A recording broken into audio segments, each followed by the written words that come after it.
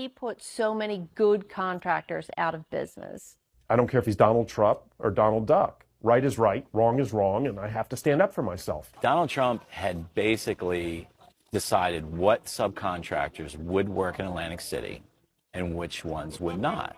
They are the voices skeptical of Donald Trump and his promises of prosperity. If you went against him, he simply put a list out and said, these are bad guys and everybody else is a good guy. And you guys were on that list? We were on the list. And did you ever get work in Atlantic City again? Never.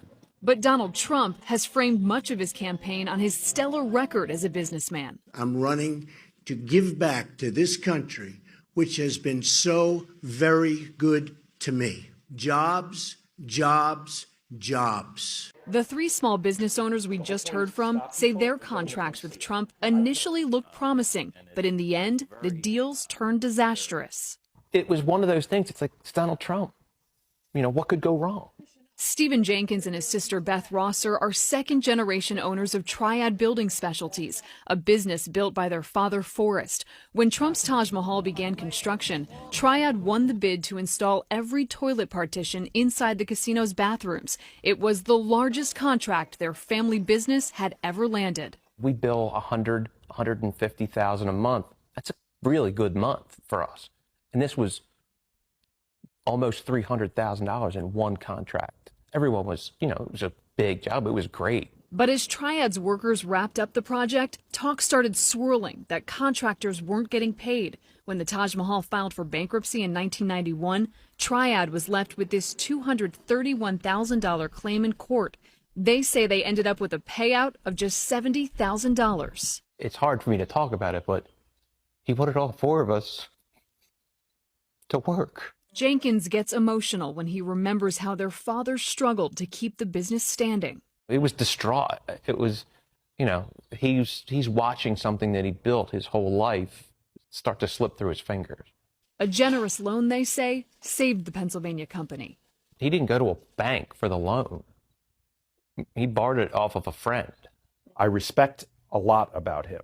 I think he has the capacity to take the very complicated and simplify it, which I think is one of the hallmarks of a good CEO. So I think he has that ability. On the other hand, I also think that he is vindictive, nasty, and think that his words or actions have no repercussions.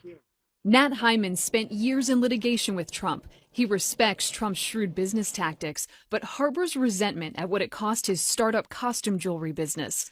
Letters show Trump tried to cut short Hyman's kiosk lease inside Trump Tower in Manhattan, blaming the poor quality of the merchandise. Hyman sued Trump amid various lease disputes, and he says the real estate mogul's team buried him in legal paperwork and fees for years.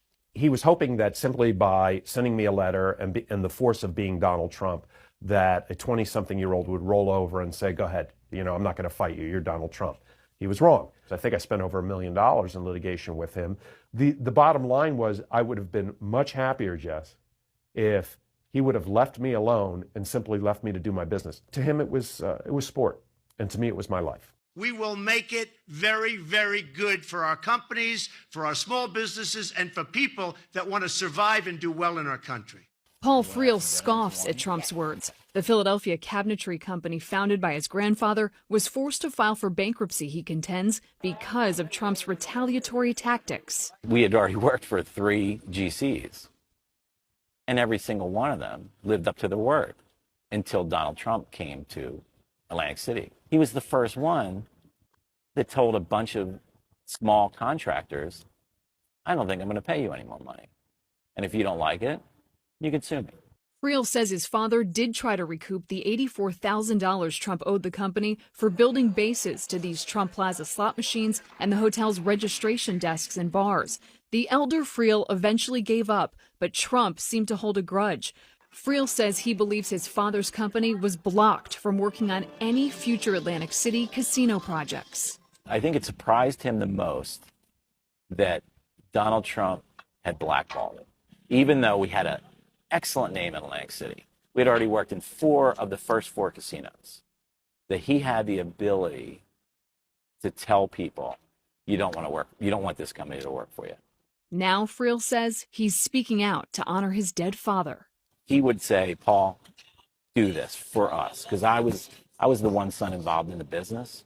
Donald Trump did not respond to our requests for comment about these small business owners, but he promised big, if not vague, things in Cleveland.